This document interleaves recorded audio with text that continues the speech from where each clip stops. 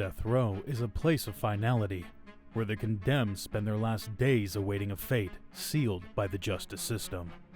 But among the countless executions in U.S. history, a select few stand out, not just for their crimes, but for their last moments. What were their final words? Did they go with defiance, regret, or silence? And what did they choose for their last meal, knowing it would be their last taste of life? Today, we uncover the final hours of 5 of the youngest women sentenced to death, each with a chilling, tragic, or controversial ending. Eileen Wuornos. On October 9, 2002, Eileen Wuornos took her final breath inside Florida State Prison. But she didn't go quietly. A woman whose life was marked by violence and survival, Eileen claimed she killed out of self-defense. Was it self-defense? What? Was it self-defense? Yes, but I can't tell anybody. Never. I have to go down to the execution. They're too corrupt. They stick together. Hand over fist. Hand in glove, man. So it was self-defense. Let's see. Hand over fist, friend in glove. So was Mallory self-defense? Yeah. And so was some others. But there's nothing I can do about it. All they do is give me an overturned sentence. They would never do me righteous. You see what I'm saying? Her 7 victims? Middle-aged men who had picked her up along the highways of Florida. The press called her the Damsel of Death, a name that only fueled her rage. As her execution day approached, Wuornos became increasingly erratic. She fired her attorneys, refused further appeals, and demanded to be put to death. "I killed those men," she admitted, "and I'd do it again." I robbed him and I killed him as cold as ice. And I'd do it again too, and I know I'd kill another person because I've hated humans for a long time. On the morning of her execution, there was no grand last meal for Eileen Wuornos. Unlike some inmates who indulge in feasts of their favorite foods, she declined the offer and requested only a simple black coffee. Then came her final words, words that would go down in history as some of the most bizarre ever spoken on death row. "I'd just like to say I'm sailing with the Rock, and I'll be back. Like Independence Day with Jesus, June 6th, like the movie, big mothership and all, I'll be back." With those cryptic words, the lethal injection was administered. Within minutes, the woman who had sparked endless debates about justice, trauma, and vengeance was gone. But Wuornos' story didn't die with her. Hollywood immortalized her in the Oscar-winning film Monster, and to this day, her chilling final words leave people wondering, did she truly believe she would return? And then there was Karla Faye Tucker, who stunned the world not with her crimes, but with what came after them. Karla Faye Tucker. Texas had not executed a woman in over 100 years, but on February 3, 1998, that changed. Karla Faye Tucker was no stranger to a troubled life. By her early teens, she had dropped out of school, started using drugs, and was working as a prostitute. But it was one fateful night in 1983 that sealed her fate. Yeah, I appreciate it. Is that hidden enough? That's great. great. Okay. That's wonderful. Okay.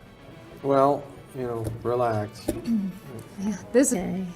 Are we like? This is how it's going to look. Ready, set? Somebody out there could have gotten hold of me if the effort would have been put into it. Certainly. But they didn't. But they didn't. No. And there were absolutely signs all throughout my childhood that there was something wrong. And nobody stopped to really check into that. So I was just left to destruct. High on drugs, she and her boyfriend broke into a man's home, brutally attacking him and a woman with a pickaxe. Tucker later claimed she felt pleasure with each strike. Her trial was swift, her conviction inevitable. Yet, what made Karla's story different was what happened behind bars. She experienced what she called a religious transformation. Gone was the drug-addicted biker girl. In her place stood a soft-spoken, Bible-reading woman who showed remorse for her crimes. As her execution day neared, the world watched. Politicians, religious leaders, even Pope John Paul II pleaded for her life. Is there a place for mercy the way the law is written today? In Texas, I don't think so. I don't think so. And hopefully that will change. Should there be? There should be, yes, because God said He desires mercy over sacrifice or over the law. And there should always be a place for mercy. But Texas Governor George W. Bush denied her clemency. On her final day, Carla didn't request anything extravagant. Her last meal? A banana, a peach, and a simple garden salad with ranch dressing. When she entered the execution chamber, the weight of history hung heavy in the air. As the lethal injection was prepared, she turned to the families of her victims and said, "I am so sorry. I hope God will give you peace with this. I love all of you very much. I will see all of you when you get there. I will wait for you." She hummed softly as the drugs took effect. Within minutes, she was gone. But the question remains, had she truly changed? And if so, does redemption matter when a crime is too brutal to ignore? And yet, what happens when the condemned claims she never fully understood reality? Lisa Montgomery's story, however, was not about redemption. It was about a crime so shocking that even seasoned investigators were left speechless. Lisa Montgomery. January 13th, 2021. It had been nearly 70 years since the U.S. federal government executed a woman, but Lisa Montgomery's crime was something else entirely. Her early life was a nightmare. Born into a home of abuse and neglect, Lisa suffered at the hands of her stepfather and was trafficked by her own mother. The damage left her broken, her mind fracturing into pieces. Judy as a mother failed her. She told Lisa, you have to earn your keep, so you have to have sex with these men. And then the school system, I feel, failed her. Everybody there that has testified afterwards said, well, they saw something wrong. Okay, then why didn't you speak up? Why didn't you report this? Then came the crime. In 2004, desperate to fake a pregnancy, Montgomery befriended a young expectant mother, Bobby Jo Stinnett, through an online dog breeding forum. Under false pretenses, she visited Bobby Jo's home, strangled her, and cut the unborn baby from her womb. She was caught the next day, cradling the stolen infant as if it were her own. Down at her hands, I could actually see dried blood and tissue in her cutie. Her trial revealed a woman lost in a maze of delusions and mental illness, but the jury saw only the horror of her actions. The sentence? Death. As her execution day arrived, Montgomery's lawyers fought to the last second, citing her history of brain damage and trauma. The courts refused to intervene. Lisa's last meal was nothing out of the ordinary, just a standard prison meal. As she lay strapped to the execution table, a guard asked if she had any final words. Her voice was barely above a whisper. No. At 1:31 a.m., she was pronounced dead. Unlike Wuornos, there were no eerie final words, no last-minute pleas like Tucker, just silence. But Montgomery's execution reignited the debate. Should mentally ill inmates be executed? Or was this a case of punishing someone who never stood a chance from the start? Some executions go unnoticed, but one woman's death left an imprint so strong, Hollywood turned it into a film. Barbara Graham. On June 3, 1955, Barbara Graham entered California's gas chamber at San Quentin Prison. But her path to death was not a straight line. It was a twisted, agonizing crawl that would become the stuff of legend. Graham's life had been a storm of bad choices and worse company. Born into instability, she drifted into crime, eventually becoming entangled in the brutal murder of an elderly widow named Mabel Monahan. The press dubbed her Bloody Babs, painting her as a femme fatale, cold, remorseless, and dangerous. But in the final days, another picture emerged. Graham claimed she had been set up. She swore she never intended to kill anyone. Whether that was true or not didn't matter. The jury had already made up its mind. Death. The morning of her execution was a psychological torture session.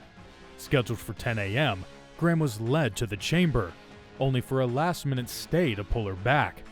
Minutes later, another delay. She collapsed, sobbing. Why did they torture me? I was ready to go at 10. Finally, at 11:28 a.m., it was time. She was escorted back to the chamber. She requested a blindfold. As the gas began to fill the chamber, an official told her to take a deep breath. Her defiant response? How the hell would you know? Those words echoed in the room. Her final recorded statement, however, hit harder. Good people are always so sure they're right. Her last meal? Unknown. In those days, last meals weren't public spectacle, but her execution and her haunting final words became immortalized in the film I Want to Live, starring Susan Hayward, who won an Oscar for the role. Did Graham die guilty, or was she another victim of a flawed system, bad luck, and worse friends? And finally, Velma Barfield, the quiet grandmother who hid her darkest secrets behind a gentle smile. Velma Barfield. November 2nd, 1984, in North Carolina, a grandmother became the first woman executed in the U.S. in over 2 decades. But Velma Barfield wasn't your typical killer. Hourly kind, deeply religious, and known for caring for the elderly, no one suspected that the woman helping others was, in fact, poisoning them. Isolation from everybody that I had been with for almost 6 years. The first week I was here was the worst week. Her victims included her own mother and several elderly patients under her care. The poison of choice? Arsenic. Slow, cruel, and nearly undetectable. All to cover up her thefts and fuel her addiction to prescription drugs.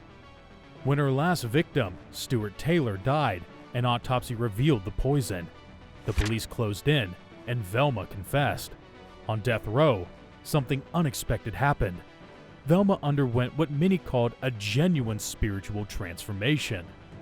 She became a devout Christian, counseling other inmates, and even confronting those facing their own executions. Living in prison every day is a struggle, even at its best. And I know that without him and his strength that has sustained me, I couldn't have made it even this. But the law didn't stop for redemption. Her final meal was hauntingly ordinary. Cheese doodles and a can of Coca-Cola. A snack that felt more like a child's lunch than a condemned woman's last request. In her final moments, Velma expressed sorrow and asked for forgiveness. I know everybody has gone through a lot of pain, and I am sorry. I'm sorry for the hurt that I've caused so many people. Today, if it were possible, I wish that I could take every bit of hurt on myself. At 2:15 a.m., the lethal injection took effect. Velma Barfield, the caring nurse, the poisoner, the reformed soul, was gone. But her story leaves us with a question. Can someone truly change after committing unforgivable acts? And should that change matter? 5 women, 5 final meals, 5 final words. Some faced death with defiance, others with grace, and some with silence. But each one left something behind. Questions we may never answer. Do monsters deserve mercy? Can redemption erase a crime? And when the clock ticks down to your final minute, what would you say? Because in the end, we all meet the same fate. Who gets to decide how we meet it?